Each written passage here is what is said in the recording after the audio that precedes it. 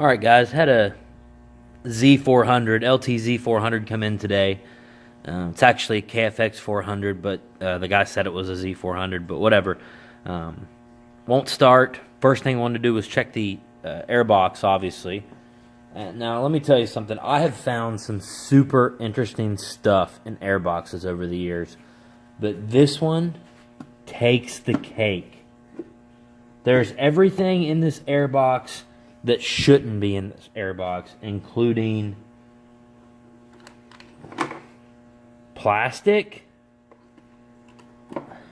an oil filter sitting in 2 inches of oil, and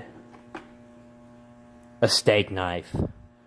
I don't think I've ever seen a steak knife in an Airbox before, but it's a sport quad, so it doesn't surprise me.